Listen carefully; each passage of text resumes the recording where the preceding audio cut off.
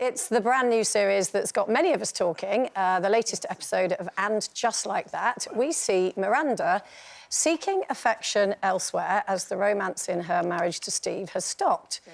But is it OK to want more and to choose not to settle? So it's kind of about, I guess, Judy, that you're with somebody that is a lovely person, there's nothing that you can actually say about them that's not... But it just doesn't have that certain je ne sais quoi. Do you think it's OK to go looking for it somewhere else? Do you know, I think it's deeper. There's deeper layers than that. Like Miranda and like a lot of people, I think what happens, you get into a relationship that you settled for from the beginning. So at the beginning, you knew there was something missing, whether it was a spark, whether it was an interest, but you thought there's no one else, my age, you know, I want a child, and you just get into that relationship, and then 15 years later, you wake up and you're like, oh, who the hell is this? Because I don't even know who I am. And I think, look, the reality is, before trying to... This might not work for everyone, but me personally, I think if you want more, why don't you look to see if you can put more into that relationship?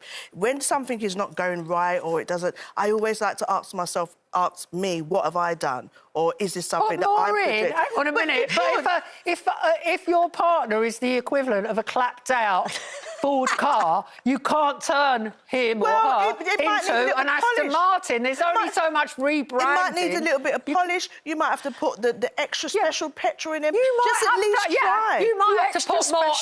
Well, you know, you've got two different kind of petrol. You've got the cheap petrol and you've got the expensive petrol. Oh, well, she's talking daytime television euphemisms here. Well, you know what I mean, Janet? Yeah, maybe try and do it more, but the bottom line is that person is what they are, and most men, in my experience and all my marriages, don't change very much after the first 5 minutes, and that is what they're like. And personally, obviously, my track record indicates that I've got a natural tendency, like the weather front, like that weather woman on the weather every night is doing with her hands, like that. That could be describing... You float off. Yes, the front moving eastward or westward across Great Britain. That is my relationship. But is that because you can't stay in something? It's just, for me, it's just natural. Like, if I'm not happy, I can't deny myself. I have to move on. Or is that boredom for you? No, but Janet's saying that she moves on while she's still in the relationship. Sometimes it's better the devil you know in some circumstances, because, you know, there is an occasion where I have settled because I'm scared of coming out and, you know, and trying to go back over it again.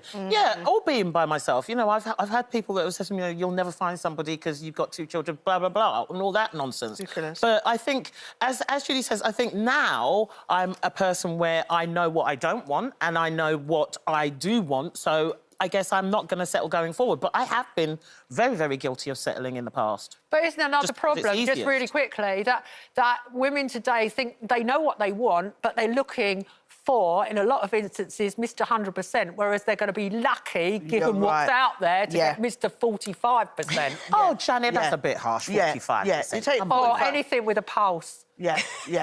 Look, good vibes, good sex and good company. That's what I'm saying. Oh, goodness me.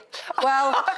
they've all put their shopping lists out there. Very high standards here. Most people would accept someone with their own teeth and a paid-up credit card. I want good credit. I'm sorry. I want good credit, OK? Your own teeth and good credit. I'm good. Well, there you go.